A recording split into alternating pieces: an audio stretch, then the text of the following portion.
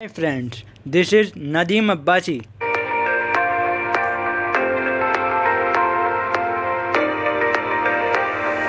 From channel World of Education. Subscribe and follow for free educational videos. Let us start CBSE class 8th NCERT Science chapter Some Natural Phenomena topic Earthquake. So let's start from where we leave in the previous class. The tremors produce wave on the surface of the earth. जो जो tremors होते हैं, जो tremors उसको बोलते हैं हिंदी में जो हल्का सारी शेकिंग होती है, शेकिंग ऑफ द अर्थ. वो क्या करते हैं, वेव को पैदा करते हैं अर्थ के सरफेस पर, पृथ्वी के ऊपरी सतह पर. These are called seismic wave. इसको हम क्या कहते हैं, सिस्मिक वेव्स के कहते हैं. जो ट्रीमर्स जो वेव पैदा करते हैं अर्थ के सरफेस पर, on the earth of the surface, on the surface of the earth, this are called seismic wave. इन वेव्स को हम क्या कहते हैं, seismic waves. The waves are recorded by an instrument called the seismograph 15.13. तो जो wave को record करता है उस इंस्ट्रूमेंट को कहते हैं seismograph. A typical seismograph record, ये है सिस्मोग्राफ. ये होता सिस्मोग्राफ. इस पर हम किसी भी वेव को रिकॉर्ड करते हैं. ये है इंस्ट्रूमेंट. ये इसकी सपोर्टर है और ये इसका पेन है. ये पेंडुलम बॉब है. ये स्ट्रिंग है. ये रोटेटिंग ड्रम है. ये चार्ट पेपर है. टिपिकल सिस्मोग्राफ रिकॉर्ड, ये कोई सिस्मोग्राफ को रिकॉर्ड कर रहा है. अब ये मैप ऑफ द अर्थक्वेक का मैप. जब भूकंप आता है तो उसका नक्शा. तो ये है उसका फोकस, यहाँ पर है उसका फोकस. ये है एपी सेंटर, बिल्कुल बीच वाला जो जगह होती है ऊपर वाली. अर्थ सरफेस, ये अर्थ की सरफेस आ गई ऊपर, ये ग्रास जो दिख रही है, ग्रास. और ये सिस्मिक वेव्स, ये सिस्मिक वेव्स हैं जो अभी मैंने बताया. तो ये अर्थ के अंदर तक का पूरा मैप आ गया, मैप ऑफ द अर्थक्वेक. जब भूकंप आता है वहाँ का नक्शा. The instrument is simple, a vibrating rod और a pendulum which start vibrating when tremors occur. ये वाला इंस्ट्रूमेंट एक वाइब्रेटिंग रॉड होता है, इसके अंदर वाइब्रेटिंग रॉड होती है और एक और पेंडुलम. और पेंडुलम, यह है पेंडुलम बॉब और एक vibrating rod. Vibrate when tremors occur. जब भूकंप आता है तो हमारी धरती जो है हिलती है, पृथ्वी. तो वो जब ट्रीमर्स होते हैं, ट्रीमर्स यानी हिलना, शेक करना, तो स्टार्ट्स वाइब्रेटिंग व्हेन ट्रीमर्स अकर. तो ये हिलने लग जाता है पेंडुलम और ये वाइब्रेटिंग रॉड. तो इससे जब ट्रीमर्स होता है. A pen is attach to the vibrating system. एक पेन अटैच है वाइब्रेटिंग सिस्टम से. The pen records the seismic wave on a paper which moves under it. जो पेन होता है वो सिस्मिक वेव्स को रिकॉर्ड करता है पेपर पे, विच मूव्स अंडर इट. फिर वो जैसे कि ये मूव कर रहा है और ये पेपर है, चार्ट पेपर, इस पर ये पेन है, ये मूव कर रहा है और ये रिकॉर्ड कर रहा है सिस्मिक वेव्स को. By studying these waves scientist can construct a complete map of the earthquake.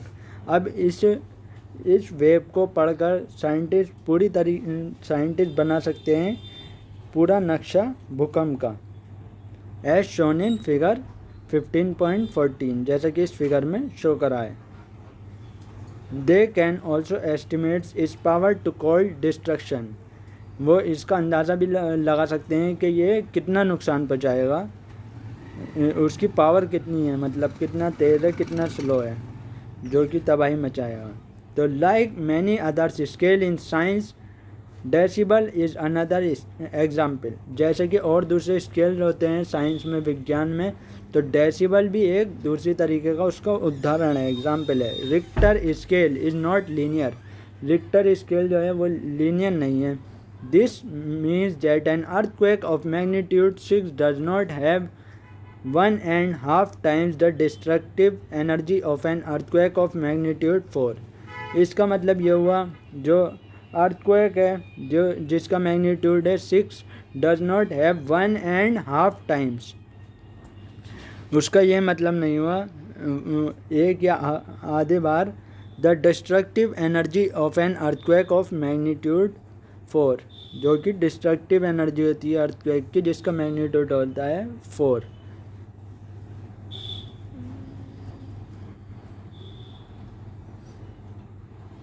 In fact, an increase of 2 in magnitude means 1000 times more destructive energy. In fact, जब 2 गुना बढ़ता है, in fact an increase of 2 in magnitude, जब 2 बार बढ़ता है, increase of 2, जब 2 बढ़ते हैं magnitude में, means 1000 times more destructive energy. इसका मतलब ये होता है कि 1000 गुना ज़्यादा वो नुकसान पहुंचाने वाली ताकत बढ़ गई। Therefore, an earthquake of magnitude 6 has 1000 times more destructive than an earthquake of magnitude 4। इसका मतलब ये हुआ, जो मैग्नीट्यूड होता है भूकंप का, जैसे 6 हुआ, 6 हुआ, तो वो अगर मैग्नीट्यूड 4 था, तो अगर वो 6 हो गया, बढ़ गया, यानी 2 नंबर बढ़ गया, तो वो हो गया, उसकी पावर 1000 गुना बढ़ गई, तबाही मचाने वाली। प्रोटेक्शन अगेंस्ट अर्थक्वेक से कैसे बचा जा सकता है? We know from the earlier pages that earthquake can be predicted. हम पिछले वाले पेजेस से ये भूकंप के बारे में ये जान गए हैं कि हम उसका अंदाज़ा नहीं लगा सकते। We have also seen that they can be highly destructive. हमने ये भी देख रखा है कि ये जो है बहुत ज़्यादा नुकसान पहुंचाता है, बहुत ज़्यादा तबाही मचाता है। It is therefore important that we take necessary precaution to protect our self all the time. इसलिए हमें हमेशा सावधानी बरतनी चाहिए अपने आप को बचाने के लिए हर समय। People living in seismic zones where the earthquake are more likely to occur. जो लोग सिस्मिक जोन में रह रहे हैं, मतलब जहाँ पर भूकंप आने के ज़्यादा खतरे हैं, एक तरीके से ये कह सकते हैं, where the earthquake are more likely to occur. Seismic zone जहाँ अर्थक्वेक होने के ज़्यादा चांसेस हैं, तो वहाँ पर जो लोग रह रहे हैं उसको कहते हैं सिस्मिक जोन। तो have to be specially prepared. उन्हें बहुत तैयार रहना चाहिए हमेशा। First of all, the buildings in this zone should be so designed that they can withstand major tremor। सबसे पहला काम ये होना चाहिए, वहाँ पर बिल्डिंग बनाने से पहले कभी भी किसी को ये करना चाहिए कि उसे इस तरीके से डिज़ाइन करवाना चाहिए that they can withstand major tremor, कि वो बड़े से बड़े भी शेकिंग, मतलब ट्रीमर्स, कभी भी बड़े से बड़े ट्रीमर्स आएँ तो वो उसके साथ खड़ी रहे। Modern building technology can make it possible. अब जो मॉडर्न बिल्डिंग टेक्नोलॉजी चल रही है नए ज़माने की, मतलब इन नाउअडेज जो मॉडर्न बिल्डिंग टेक्नोलॉजी चल रही है, उससे ये संभव है। It is advisable to make the structure simple so that it is quake safe. To make the structure simple so that is quake safe। ये सलाह दी गई है कि स्ट्रक्चर बनाएं जो कि क्वेक सेफ है। Consult qualified architects and structural engineers. बड़े बड़े जो क्वालिफाइड, जो बिल्कुल क्वालिफाइड हों, ग्रेजुएट हों, आर्किटेक्ट्स हों, स्ट्रक्चरल इंजीनियर हो, उनसे सलाह लेनी चाहिए, उनसे मशवरा लेना चाहिए। In highly seismic areas the use of mud और timber is better than using heavy construction material. जो बड़े सिस्मिक एरियाज़ होते हैं वहाँ पर मिट्टी और टिम्बर का is better than using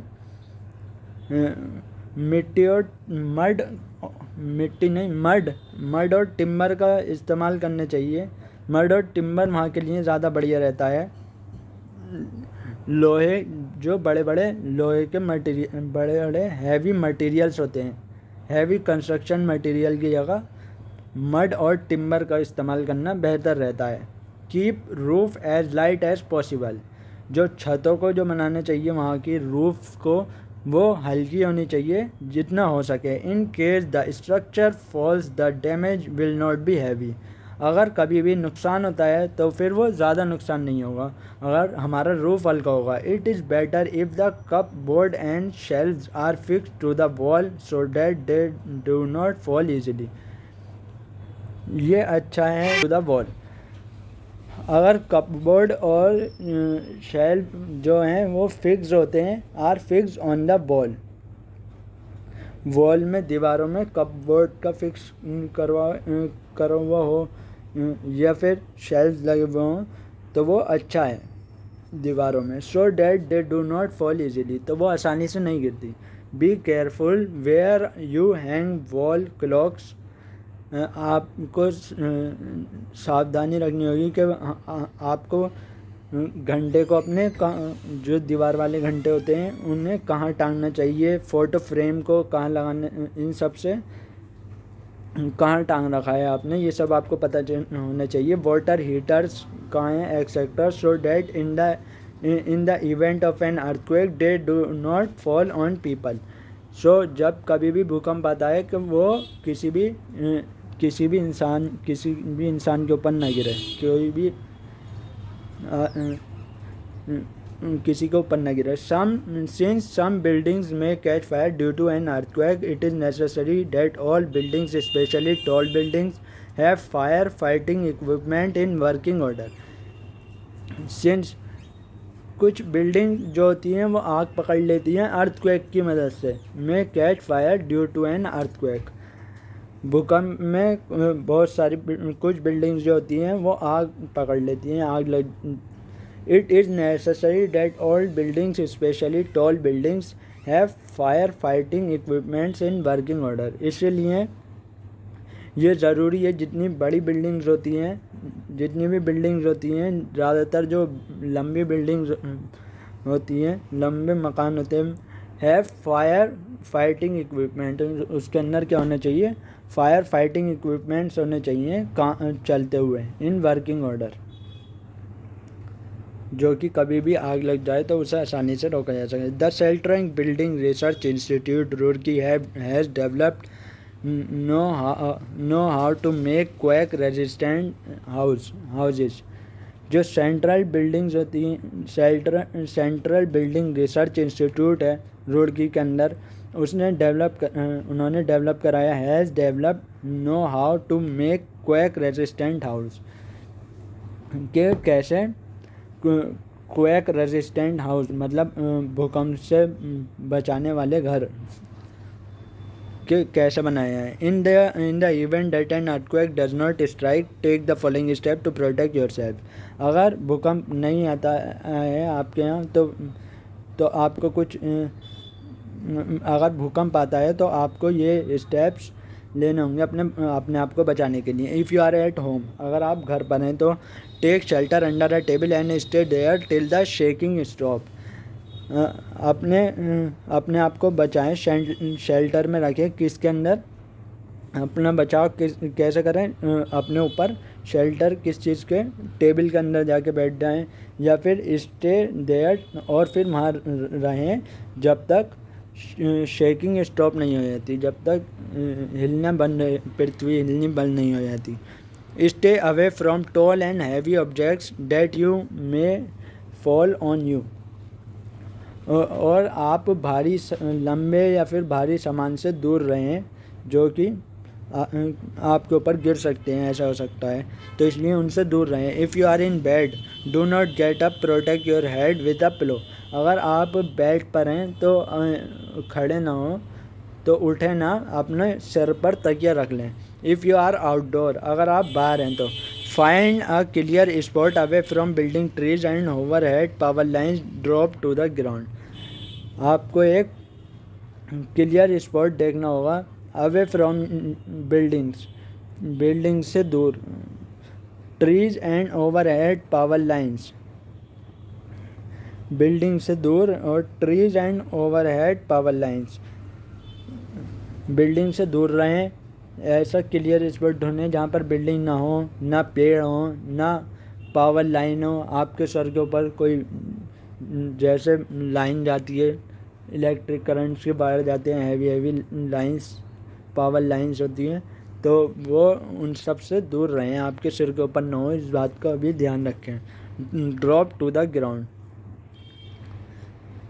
if you are in a car और अ बस डू नॉट कम आउट, अगर आप कार में हैं या फिर बस में हैं तो बाहर ना निकले। Ask the driver to drive slowly to a clear spot, अब ड्राइवर से कहें कि वो आराम से गाड़ी चलाए, कोई साफ जगह पे ले जाए। Do not come out till the trimmers stop, जब तक बाहर ना निकलें जब तक ट्रिमर्स ख़त्म नहीं हो जाता।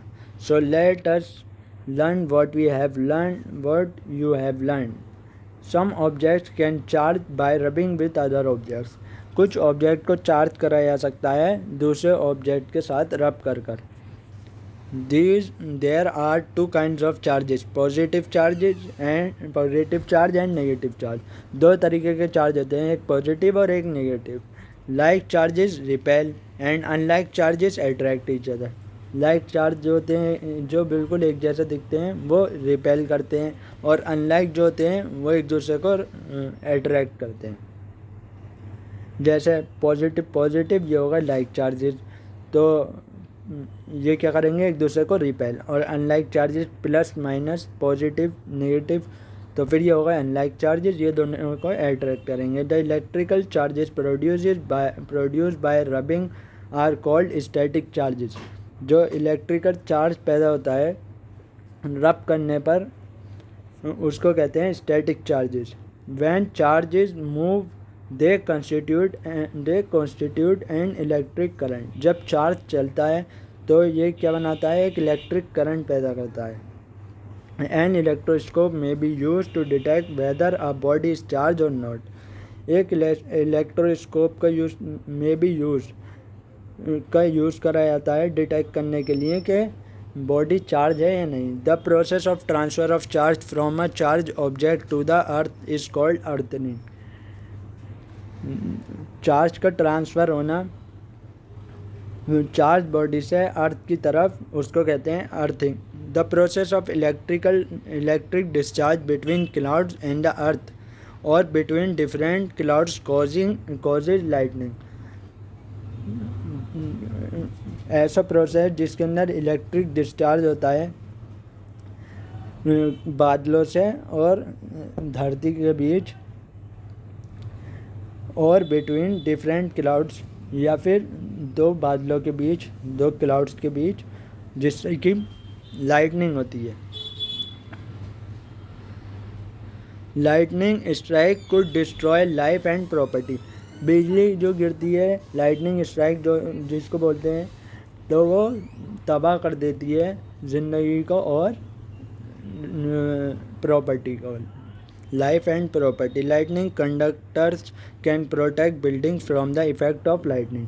लाइटनिंग कंडक्टर्स जो होते हैं वो बचाते हैं बिल्डिंग्स को from the effect of lightning, बिजली गिरने के इफेक्ट से बचाते हैं। An earthquake is a sudden shaking और trembling of the earth. Earthquake जो होता है वो होता है सडन शेकिंग, हिलना या झंझनाना अर्थ का, पृथ्वी या धरती या अर्थ का। Earthquake is cause by disturbance deep inside the earth crust. Earthquake जो होता है, भूकंप जो आता है, वो किसके कारण आता है, अंदर हमारे धरती के अंदर अर्थ क्रस्ट में, इनसाइड द अर्थ क्रस्ट, वहाँ पर डिस्टर्बेंस हो जाता है। It is not possible to predict the occurrence of an earthquake. ये पॉसिबल नहीं है, ये मुमकिन नहीं है कि हम प्रेडिक्ट कर सकें, बता सकें कि पहले ही कि जो भूकंप का अंदाज़ा कि भूकंप आने वाला है। Earthquakes tends to occur at the boundaries of earth plate. Earthquake boundaries पर आता है अर्थ प्लेट की। These boundaries are known as fault zone. इस बाउंड्रीज को कहते हैं fault zone. Destructive energy of an earthquake is measure on the Richter scale. जो destructive energy होती है अर्थक्वेक की वो रिक्टर स्केल पर नापी जाती है। द अर्थक्वेक मेजरिंग 7 और more on Richter scale can cause severe damage to life and property. जो अर्थक्वेक होता है मेजरिंग 7 और मोर ऑन रिक्टर स्केल, जो भूकंप होता है जिसे नापा गया होता है 7 या 7 से ज़्यादा रिक्टर स्केल पे, वो बहुत ज़्यादा नुकसान पहुंचाता है ज़िंदगी को और जायदाद को, घर बार को। We should take necessary precaution to protect our self from earthquake. हमें सावधानी बरतनी चाहिए कुछ बचाने के लिए भूकंप से। तो सो फ्रेंड्स, हमने ये सब टॉपिक कवर करे। कीवर्ड्स में हमने क्या क्या कीवर्ड्स पढ़े? क्रस्ट पढ़ा, डिस्चार्ज पढ़ा, अर्थ प्लेट पढ़ी, earthquake, electroscope, lightning conductors, negative charge, positive charge, Richter scale, seismographs, thunder storm, transfer of charge, tsunami, tremor. तो ये सब मैंने आपको इस चैप्टर में पढ़ा है। मेरी वीडियो देख सकते हैं आप तीनों। अगर कुछ भी आपको समझ ना आए, कोई भी डाउट हो तो मुझसे कमेंट बॉक्स में ज़रूर पूछें और बताएं, या फिर मेरे पढ़ाने में कुछ समझ में ना आए या मेरा पढ़ाने का तरीका सही ना लगे तो मुझे बताएं कि मैं कैसे इम्प्रूव कर सकता हूँ। So friends, thank you and subscribe and follow for free educational videos, and do not forget to press the bell icon for any educational videos. Thank you for watching.